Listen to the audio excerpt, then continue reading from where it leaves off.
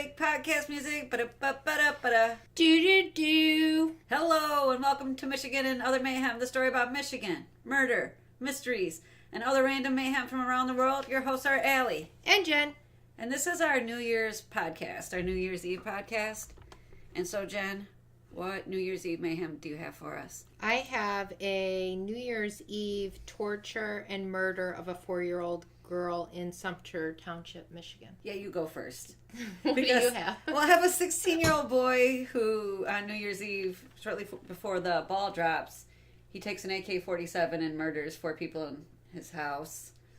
But I don't have that much information because it's a closed case and it just happened 2018. So why don't you go first? I could be a palate cleanser. And then I have some... No? I love when you are like, oh, I'll be the palate cleanser. But in reality... It's not that. I know. It's not. Well, I don't have as much info, so there's not like really a lot of detail. And then I could always end with a couple of New Year's Eve facts. Okay. That's what I'm hoping. At first I was going to do a woman who put her baby in a microwave. That is horrifying. Yeah.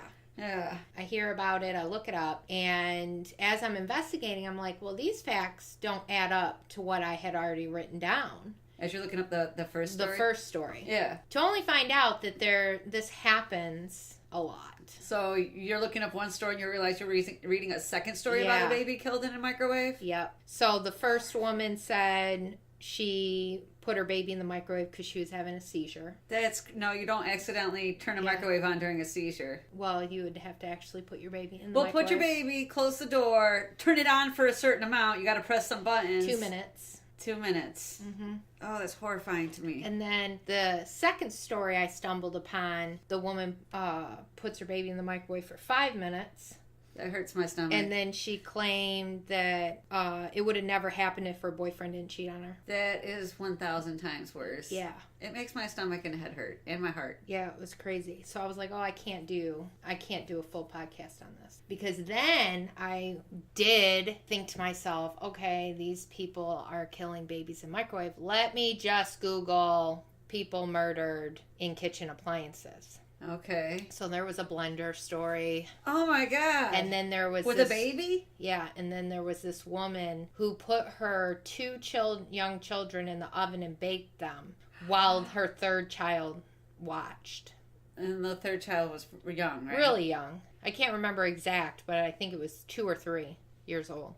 Oh my God. So that is crazy. Horrifying. Then I was... of course, I'm looking up kitchen appliances and how people are murdered with kitchen appliances. And I learned that there is a thing called refrigerator deaths. On accident or on by purpose? Refrigerator. Well, it was actually by accident. I was saying, I heard about that one. That's why when you take a refrigerator and you throw it out in the garbage, you have to remove the door because it's an airtight seal. Yeah. Well, they said that deaths by refrigerators were common prior to 1956 because they locked on the outside. Yeah. To keep that seal. Yeah. And then after the Refrigerator Safety Act was passed in 1956, it took till 1958 for the doors of the refrigerator to be different. So that you can push it open from the inside? Correct. So now I can throw you in my refrigerator and you can get out. One time when I had a babysitter babysitting me, she put me in the freezer as a hiding spot when I was a kid. Really? Yeah. My mom was pissed. I could imagine. Sorry, Sheila. Yeah. Yeah. And then after that, I stumbled then on death by boiling. Oh my God. What happened in Europe and Asia. That's actually how they executed people. And then I was like, I'm not looking anymore. Oh my gosh. I'm like over. Yeah. It hurts me just to hear your basic synopsis. Yeah, and I like murder and death and morbid stuff as Yeah. long as it's not happening to me. Yeah. Right? Mine is the New Year's Eve torture and murder of a 4-year-old girl in Sumter Township, Michigan. This happened recently, last year, I believe. Well, Yep. I did see a lot of things on Facebook about it. Someone that I'm friends with on Facebook was really interested in the story. And just what little I read on their Facebook feed was horrifying to me. Yeah, it was crazy. About what they did to this little girl. Yep. So the morning of New Year's Day, 2018, police were called to the home of Candace Diaz and Brad Fields because Candace's daughter, Gabriella, was unresponsive. Now, Brad is not Gabriella's father. He is Candace's boyfriend. Okay, does Candace and that dude have a baby together? A 1-month-old. Okay, so not the 4-year-old, but they do have a 1-month-old together. Yeah. Okay. Upon arrival, the police administered CPR. Witness burns on the child. Gabriella was pronounced dead at the hospital. The medical examiner ruled the death a homicide. She had multiple traumatic injuries and evidence of battered child syndrome. I think it's horrible that we even have a syndrome called battered child syndrome. Yeah. It is sad. When investigating, the police found the environment in the home to be chaotic. Brad was accused of assaulting Candace in 2016 and also shooting not only her dog, but himself as well. What? Yeah. So a couple years ago, he shot her dog and himself? Yeah. Wow. In their home, they found weapons, drug paraphernalia, garbage, dog urine and feces, and a taser gun. Wow. So when they say chaotic, they mean filthy. Yeah. Yeah. And full of stuff. And drugs. Filthy with drugs. Yeah. Just so you know, Brad was 28, I believe, and Candace was 24. Okay, so these are straight up adults. Yeah.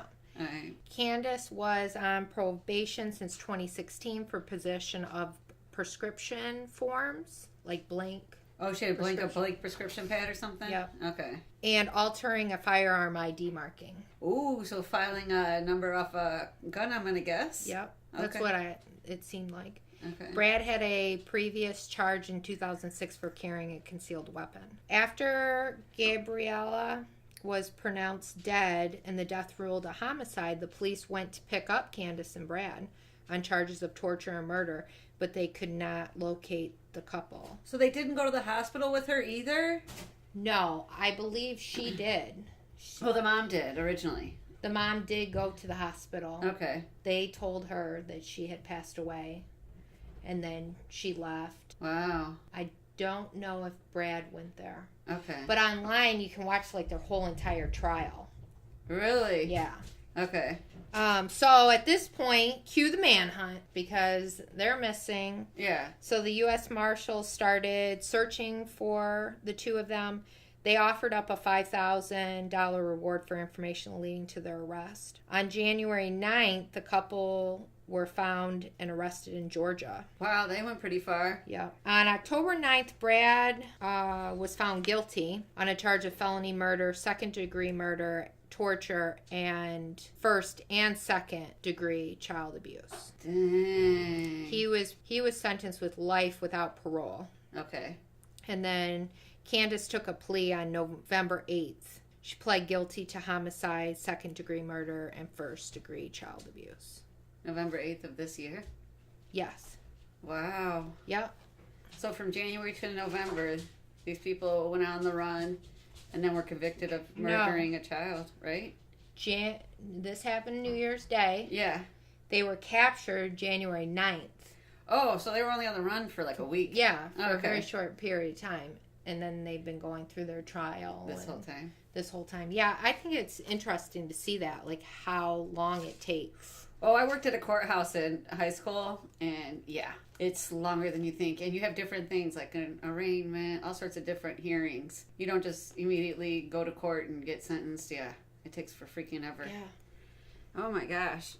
Well, I have one that is New Year's Eve murder of 2018. So 2018 New Year's was pretty deadly. A 16-year-old named Scott Kalogi murdered 4 people, 3 of them being his family members. It was really hard to find information on this because the courts are looking to try him an adult, but currently, as a 16-year-old, his case is part of the family court, and juvenile courts are usually closed to the press, and this case isn't being treated differently. So, juvenile court and adult court. Yeah. When do the courts believe a child is of age to be tried. Well, I think it's supposed to be 18, but then they can make pleas to say, I know he's 16, but I think he's able to be tried as an adult, because they do try people below the age of 18 as adults. Okay. And they are thinking about trying him as an adult, but as of now they haven't, so it's still, and the judge has gagged all lawyers associated with the trial, keeping them from talking to those in the media.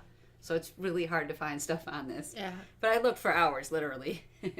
So people in the press did push for access under the state's Open Public Records Act, because this is in New Jersey, and looking for 911 calls and police dash cam video, but they were denied due to the fact that the case may still move to an adult court, and they don't want it to influence anybody in society, because this might be a jury of his peers.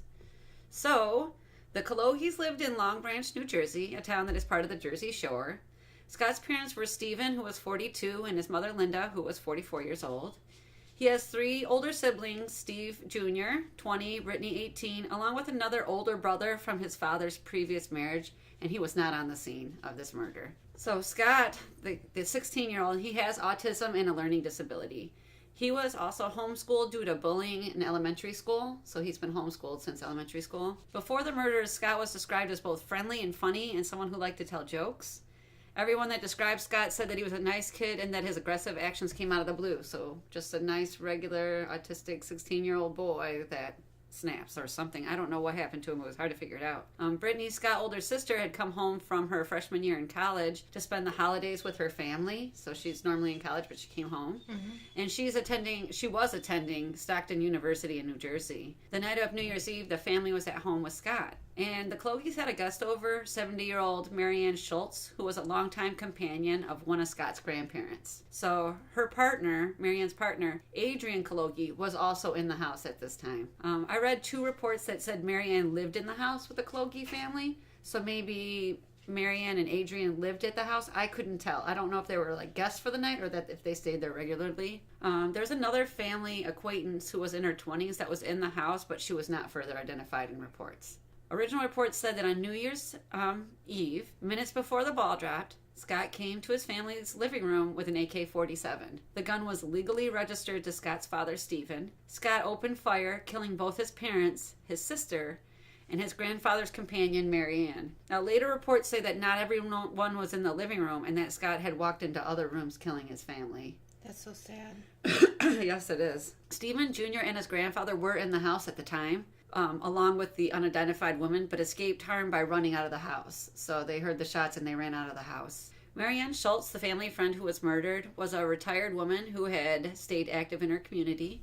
She liked being the family historian and acting in the local murder mystery diner theater. Oh, that's so we would have totally liked her, Yeah. right? And at her funeral, Marianne's friends and family gave her one last standing ovation as her casket was carried out of the funeral home. I thought that was very sweet. Yeah. It's being speculated that the Cologi family was struggling financially. Stephen Sr. had filed for bankruptcy in 2009 after losing his job at the post office, where he had been working for a decade. Recently, he'd been working as a trucker. Stephen Jr. did mention after his parents' death that he always had food to eat, a roof over his head, and that his parents always tried to provide for their children on the holidays. So that also made me think there might have been financial issues. If that's one of the things you mentioned about your families, that they tried to provide for you financially, that there might have been issues. It was hypothesized that the ongoing financial strain wore on the family and affected Scott's mental health. And that's why he took a gun and killed his parents and his sister and a friend. And there's just the I don't even think that's the oldest article I could find was January 4th of this year. After that, it just goes like basically radio silent. So I don't know what's happening with this kid. It was just so hard to find something because they put a gag order on it. He's a juvenile, so he has all these protections for what happened. Yeah, and I'm wondering, like, he load the gun? Yeah. Well, I'm going to actually keep looking periodically, because eventually, if they do take him to adult court, we'll be able to get more information. And if he's sentenced, usually they do make that public. So I'm just going to keep checking until more information comes up on this one, because it just left me curious. It killed me that I couldn't find anything. That judge's gag order really worked. Yeah, right? Yeah. In juvenile court, yeah, do they have jury trials? Yeah. I was almost on one, and I have to go to Detroit for my jury duty, and I'm in Detroit, and we're literally about to go in as the jury. We're sitting outside the door. We're supposed to go in at 12. It is exactly 12, and the girl decides to plead down instead. And so like at 12:02, they let us go home. Yeah. So I can tell you some facts about New Year's Eve and New Year's Day. Okay. I usually sleep through it. Did you? Never make it to the ball. There were so many times when I was, a single parent raising my young daughter that I don't know why, I would set an alarm for 12 o'clock so I could wake up at 12, answer the phone if someone called, and then go back to sleep. No, I'm usually in bed. I was so tired. I'm sleeping. Yeah. I rewatch it on YouTube. Later at a more decent hour? Yes, that's right.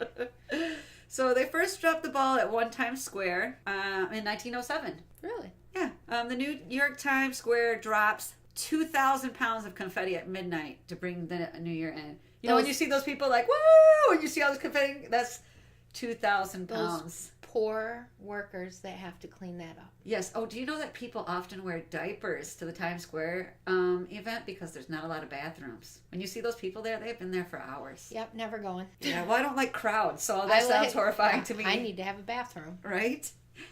Since medieval times, it's been good luck to wear, in Italy, to wear red underwear on New Year's Day. I actually knew that and have red underwear that I've worn on New Year's Day. And did you have good luck the rest of the year? No, every year has like a mix. Every year's like a mixed bag of good and bad stuff. But one year I did wear my Wonder Woman underwear thinking that has to, it's red and it's Wonder Woman, so come on. So fireworks and noisemakers are part of the New Year's tradition as a way to scare away evil spirits so the New Year can get a clean start. That's why we do. So I need red underwear and I need noisemakers. Yeah. Gotcha. Well, not this year. This year wasn't that bad. But last year, there were people setting off fireworks from June for the July 4th, from June to like February in my neighborhood. Like, I will find you and kill you. But really? Yeah, yes. In our neighborhood here, there's an ordinance. You can't. Oh. Yeah, you find big bucks. Well, this year there wasn't as much, so I think the cops finally were like, we got to stop these people. Yeah. The insurance company AAA on New Year's Eve will tow your car for you and give you a ride home for free in order to reduce drunk driving incidents. That's sweet of them. So, yeah, so your car comes home with you, too. I thought that's a really great idea. That's nice. So the next day you don't have to find a friend to get you to go back, and pick your car up. No space shuttle flew on New Year's Day or Eve until 2006 because the computers couldn't handle the rollover in the year. Really? Yeah. And here's the last one. A female suicide bomber in Russia in 2010 planned a terrorist attack in Moscow on New Year's Eve.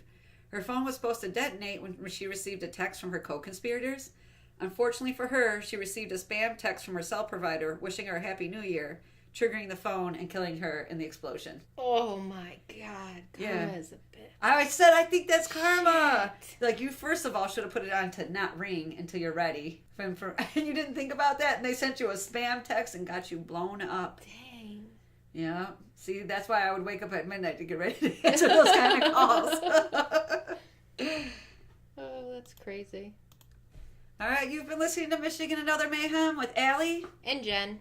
Connect with us at michiganandothermayhem.com to join the conversation, listen to the podcast, access show notes, find site links, and correct us when necessary. Rate and subscribe to our podcast on iTunes or Google Play. Bye-bye now.